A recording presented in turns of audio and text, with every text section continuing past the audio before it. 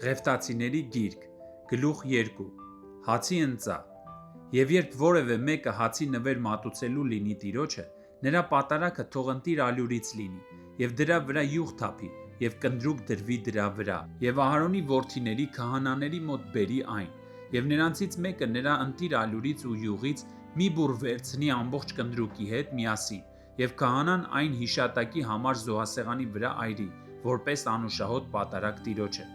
Հացի ընծայի մնացորդը պետք է պատկանի Ահարոնին ու իր որդիներին, դա տիրոջը մատուցանվող ամենասուրբ պատարագն է, կրակով արված, եւ եթե թոնրում թխած հացի նվեր մատուցանելու լինի, որպես պատարագ, ընտիր ալյուրից յուղով օծված անխմոր շոթեր կամ յուղով օծված անխմոր լավաշ լինի, եւ եթե քո ընծան տապակի վրա եփված հացի ընծա է, ընտիր ալյուրից յուղով շաղախված անխմոր պետք է լինի, կտոր արա այն ու վրան յուղ թափիր, սա հացի ընծա է։ Եթե քո ընծան սանի մեջ եփված հացի ընծա է, ազնիվ ալյուրից յուղով պետք է շինվի։ Սրանցից շինված հացի ընծան պետք է տանես տիրոջն ու քահանային ներկայացնես, եւ ինքը թող զոհասեղանին մոտեցնի այն,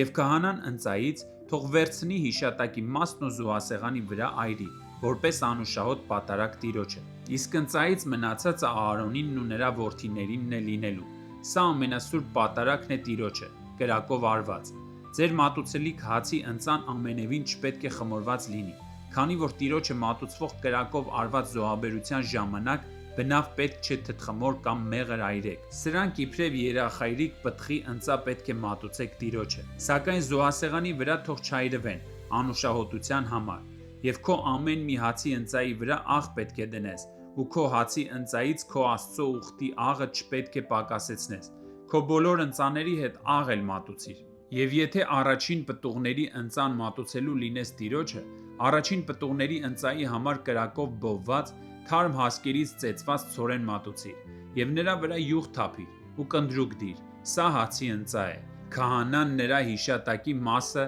նրա ծեծված ցորենից, նրա յուղից, նրա ամբողջ կնդրուկով թող այրի, դա կրակով արված պատարագ է տիրոջը։